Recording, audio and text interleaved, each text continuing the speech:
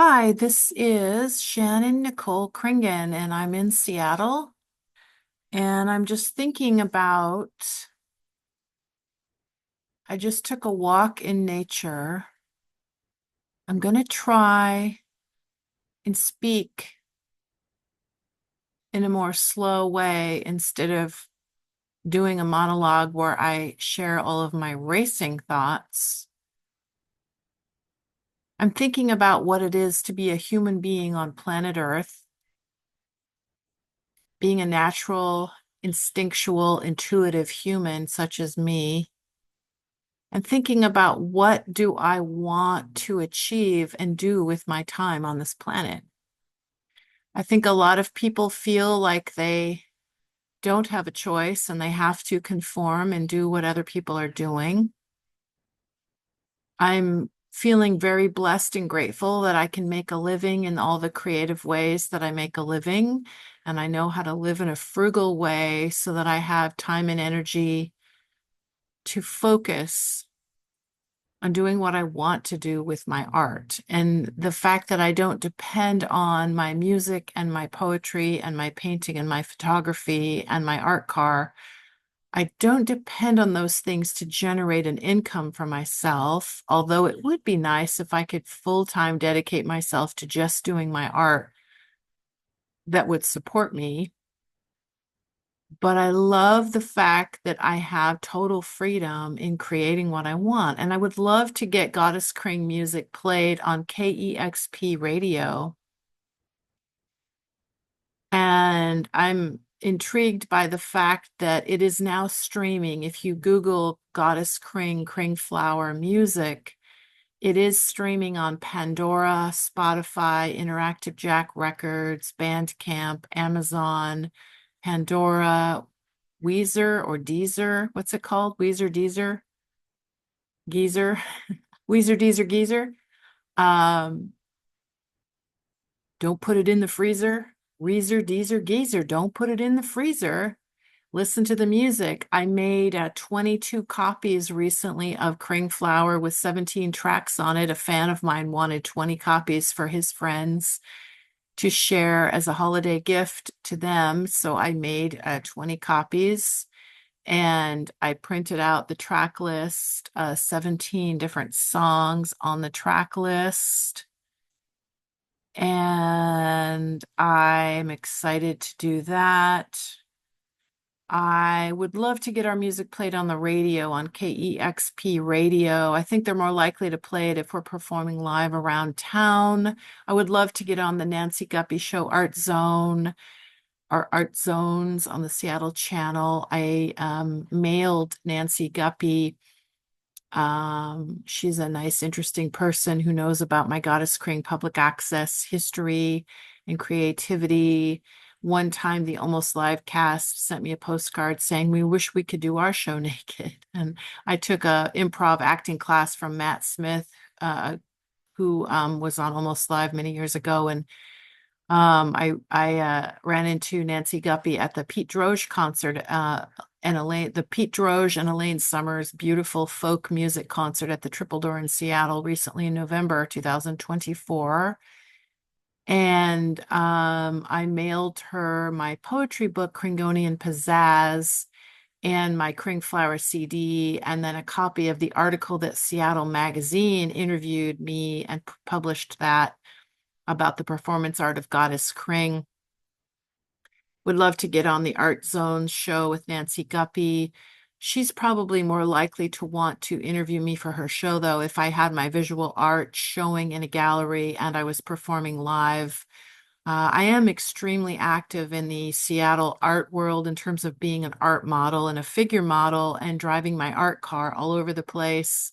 I was recently at the Fantagraphics comic book release party that Mark Osler was part of, and I did an illustration of Tom Petty. Maybe in the next video, I'm just going to make a short video where I don't hold up any props. I'm just talking into the camera about manifesting your dreams and about, you know how much I'm inspired by Tom Petty and Tori Amos because they're two examples of people who loved music from a young age and pursued their dreams and focused their entire life on their music and their creativity.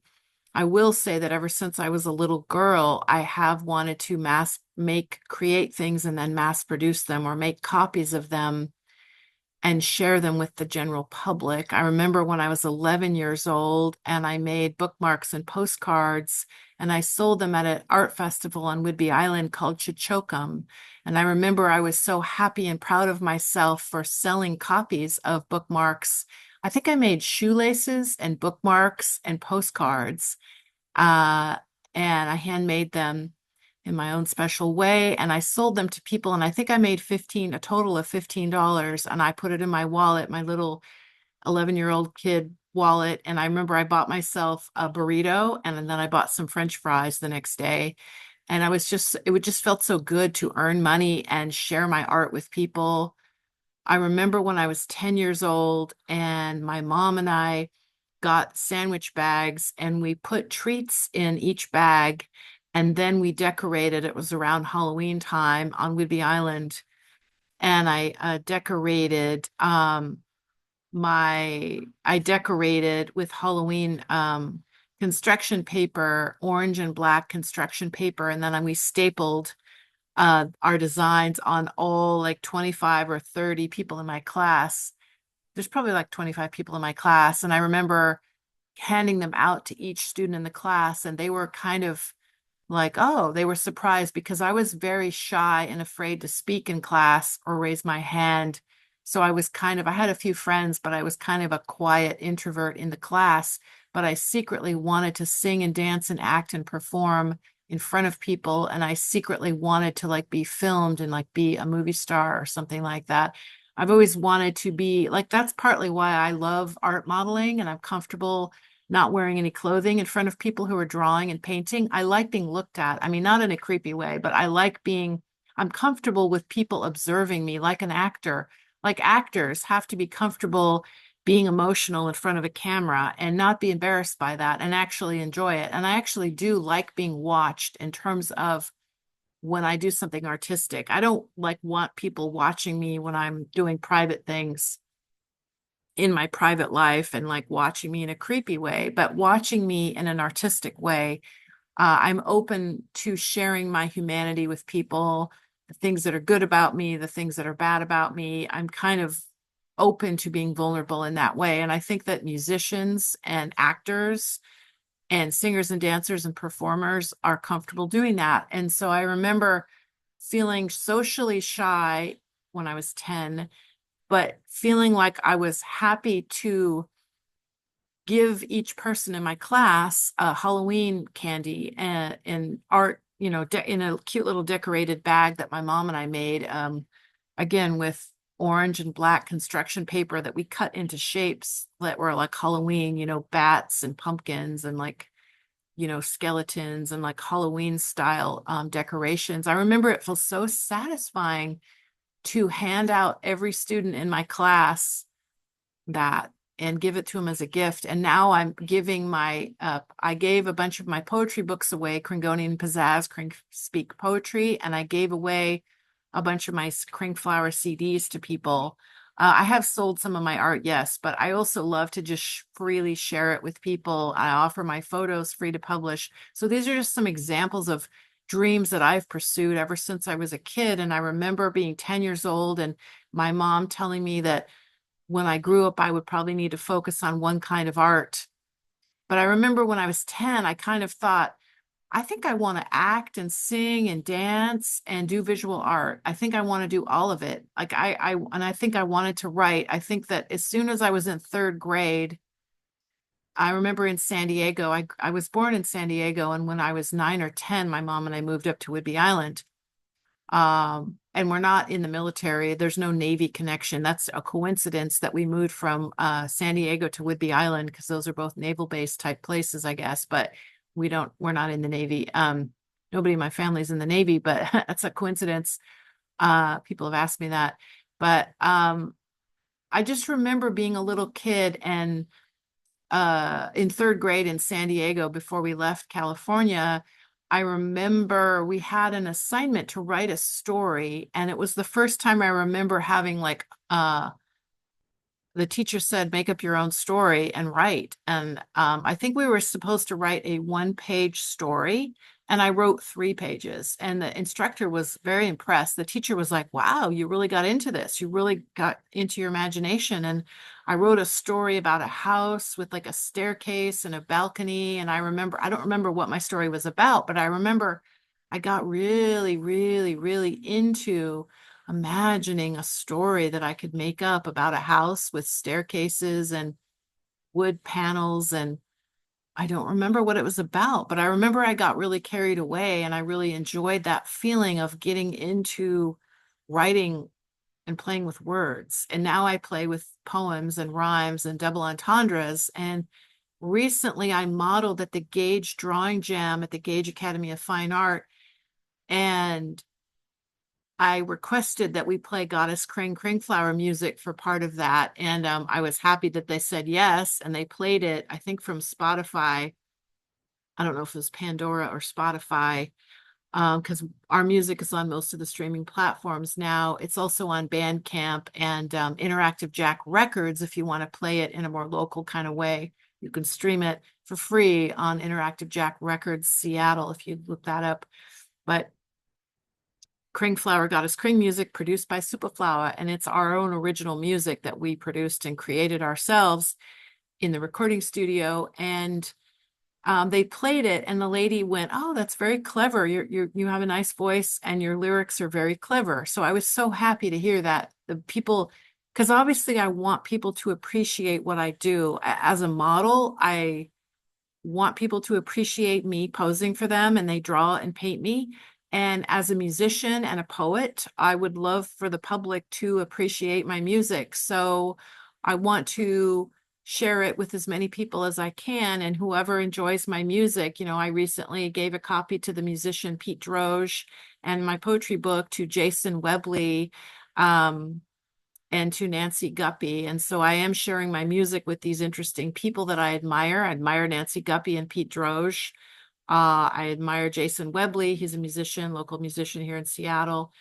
And it could be that these people, well, I don't know what they think. I mean, I don't have control over whatever the people think of me. It's probably better for me to just share my stuff with people who ask for it, but I'm just trying to surf the waves and see what kind of effect I can have. When I did my public access TV show, Goddess KRING, it was an experiment to just share with the public and see what kind of ripple effect that I could create.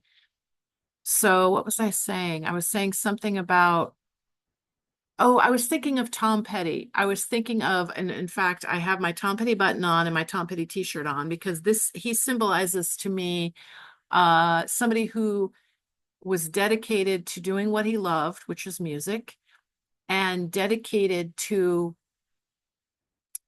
doing what he loves and pursuing his dreams. And he was compared to Bob Dylan and the Byrds, and those are, the 2 people that he's been compared to the most, that he sounds a little bit like Bob Dylan, a little bit like, hey, Mr. Tambourine Man, like he's doing a Bob Dylan-y kind of thing, like, hey, it sure is hot here at the Will Turner Theater, ain't it? Like it's sort of a Bob Dylan-y, nasally kind of, I love that tone. In fact, I want to do a song that's a little bit inspired by Bob Dylan and Tom Petty's voice. Their beautiful folk, nasally, emotional voice. Tom Petty ended up working with Roger McGuinn from the Byrds and Bob Dylan and George Harrison. But he didn't chase after them. And in the beginning of Tom Petty's career, they were having a hard time even getting played on the radio. And so they just kept doing their music and putting out another song and another song. And Tom just kept wanting to write another good song and another good song and another good song. And the focus was on writing his own original good music and jamming with his band every day. And they were really good live performers. And then eventually they learned how to record in the recording studio, because they didn't really know how to do that at first. I know their whole story. And there's a 4-hour documentary called Running Down a Dream, directed by Peter Bogdanovich. It's a great documentary. If you're interested in Tom Petty, or you like 4-hour documentaries about music you might like, Running Down a Dream. Check it out. But it's an interesting story about how it took them years and years to really break through in their career and fully make a good living as musicians. But Tom Petty like didn't chase after Bob Dylan or George Harrison or Jeff Lynne or Roger McGuinn. I think what happened is Roger McGuinn's manager heard a Tom Petty song, American Girl, on the radio and went, "This sounds kind of like the Byrds. I got to tell Roger about this." And so he said, "Hey, Roger McGuinn, you got to hear this guy, Tom Petty." And then Roger McGuinn apparently heard it and went, "When did I write that? I got to meet this guy." And so then he wanted to meet Tom Petty, and then Tom Petty met Roger McGuinn because of that. So because of Tom Petty's own music that was on the radio, and other people heard it, then they wanted to meet him. So my point of saying that is that maybe what I need to be careful of is if I go around just trying to give my art to, like, other people that are famous or successful in a way that I admire, that I aspire to be more like, maybe it's better for me though to create the best work that I can and publish it wherever I can publish it and not really chase after connecting with certain people, because then Tom Petty ended up working with all of these interesting people that he was influenced by, and he himself said it was amazing. All the synchronicity was amazing, and he couldn't not, you can't really force things like that to happen. Like, I can't force things to happen. I've had amazing synchronicity in my life, but you can't really force that to happen. You have to just, so I think my advice to myself is, although I hear, okay, Amanda Palmer, I really admire Amanda Palmer. She wrote a book called The Art of Asking. So she's very famous for having building a whole community. Like, I don't even love the music of Amanda Palmer. I've tried to listen to her music many, many times. I like it when she works with Jason Webley better than, just like I like Eddie Vedder better solo than with Pearl Jam. I love Amanda Palmer's energy, her intelligence, her dedication, her passion, her focus, her stamina, her longevity, her trailblazing bravery, her sort of Joan of Arc type personality. She's very strong and brave and shares a lot with her audience and builds a really strong community with her audience. More than I love her music, I admire her chutzpah. And there's a lot of artists who are, well, there's some artists that are afraid to really put themselves out there and promote themselves. But it's like, why pretend like you don't care if anybody hears your music? Because if you're a musician or an actor, and even a visual artist, I mean, some people like to paint for themselves and they don't really care if everybody looks at their paintings or not. I mean, some people do paint and they don't really put it in galleries or museums. Maybe they do just paint for themselves or their family or their friends. Maybe some people do write poetry and music just for themselves.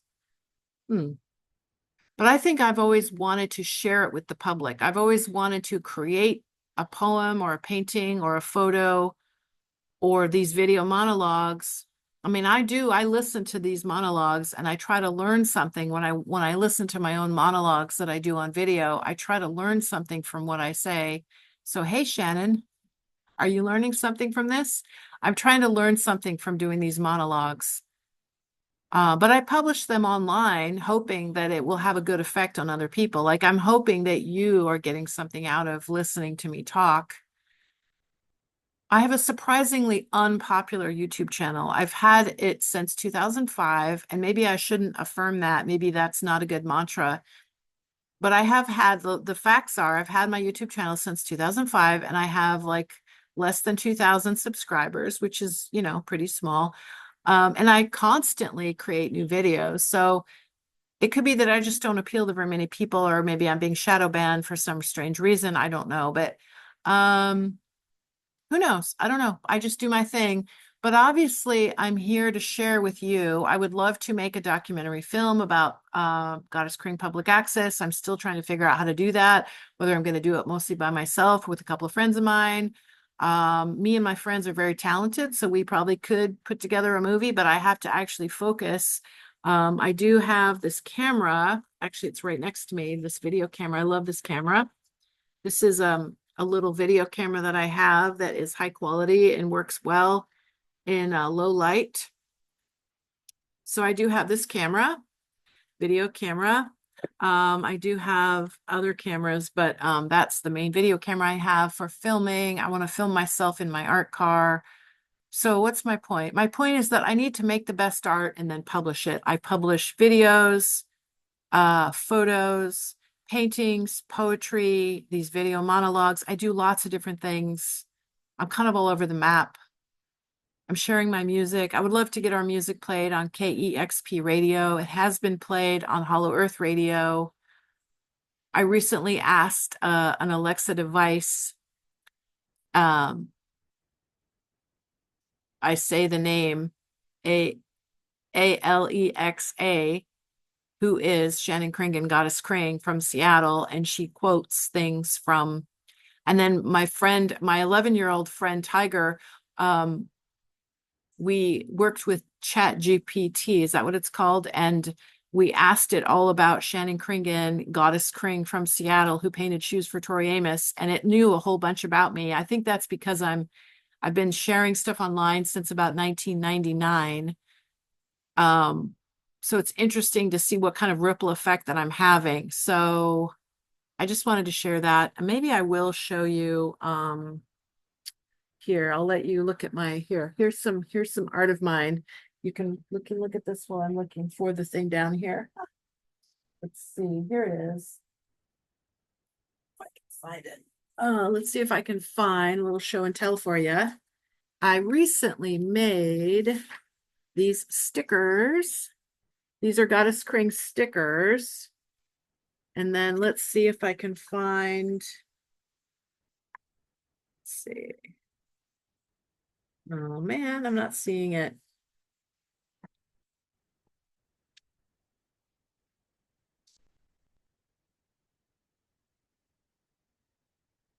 Okay, just a sec.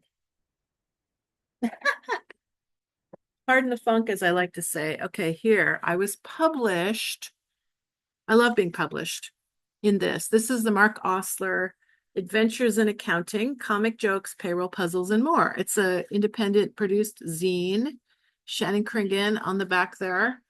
And here is my illustration of Tom Petty, who widens my jetty. So there's a jokes about Petty Cash, Tom Petty and Johnny Cash, and that's a drawing that I did that was printed. And then here is the track list that I typed out. We have 17 songs. We have KringFlower XL Music 2024, lyrics and vocals by Shannon Kringen, and music and mix by Dave Flowers, Interactive Jack Records, Seattle. Number 1, Only Child. Number 2, Monkey Wrench. Number 3, Cancel Culture Vultures. Number 4, Jazz Mint. Number 5, Banana Split. Number 6, UFO Camera. Number 7, New Year Revolution. Number 8, Dumpster Diving Boots. Number 9, The Story of Goddess KRING. Number 10, Slow Down by my dad, Gus Kringen. Number 11, Cactus Hugging Vulnerable Viking. Number 12, Polarized Landscape. Number 13, Swirly Girl. Number 14, Kaleidoscope Unicorn. Number 15, Outsmart the Gaslighters. Number 16, Bun Dance. And number 17, Free of Traps. That's spoken word. So that is a list of the tracks that are on the special CD I have made, which is different from the regular album. If I can just find it. Here it is. This is actually what it looks like. I'm handwriting on it. I hand typed this out on the CD. See, this is like mixtape style, like KringFlower X. Oh, is that backwards? KringFlower XL. And then on the original one, I actually hand wrote the name of every song on there, but I typed it out so that I can mass produce because a fan of mine wanted 20 copies, and so to give to all his friends for the holidays. So I'm excited. So there, I just wanted to share. That's my latest show and tell, Shannon Kring and Goddess KRING. It is December 10th, 2024. My advice is do what you love and follow your dreams and manifest what you want. Focus on what you want